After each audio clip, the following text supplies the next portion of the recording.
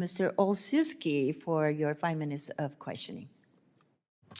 Thank you, Chair Kim, to our ranking member Bera for holding this hearing. It's actually a good follow-up to an outstanding roundtable discussion we had just last week with some of our Pacific Island ambassadors discussing partnerships and strengthening those in the region.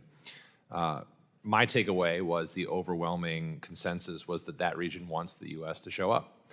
They want us to be there, even as they see what I think is a global retreat.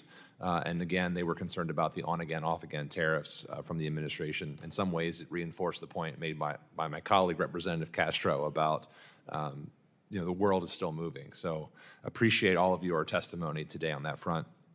That roundtable specifically touched on two issues I hope to focus on with my time. One is the mounting debt crisis being driven partly by Chinese lending practices, as well as strengthening economic growth through a pact modeled on something like AGOA, the African Growth and Opportunity Act.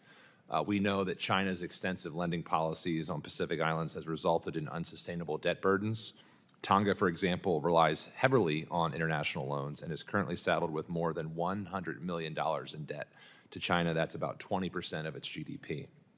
Not a one-off story. Over the past 20 years, China's become one of the largest lenders in the region, and often governments then face an impossible choice. Do we cut spending on critical services, or do we default on our loans and risk access to future financing? So we know that this is possible. We need to show up and support our businesses, to the chair's point. Actually, there's a great company in my home state of Maryland doing great work. It is a company called InventWood. It's a supplier of climate-resilient building materials in Frederick, Maryland. It signed a landmark partnership with Tonga to advance climate-resilient construction across the Pacific.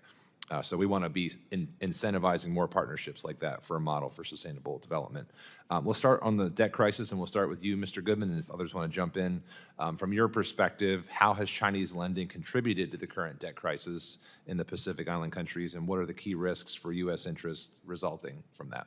Yeah, it's a huge problem globally, and the Pacific Islands are very vulnerable to this model of Chinese lending that's non-transparent and has hidden conditions attached to it. This is something that there's been great work done on this by a group at the in Williamsburg. Aid Data. Thank you. Aid Data, and also the Center for Global Development here in Washington have done some great work on trying to expose the contracts and the terms on which China is making these lending. I think that's one thing that more transparency would be helpful. I think we also need to find a way through diplomacy to try to pull China into some of the international arrangements like the Paris Club, even if we have to rename it because China doesn't want a club that was set up without them in it originally. But we need to get them at the table to help with some of the resolution of these debts.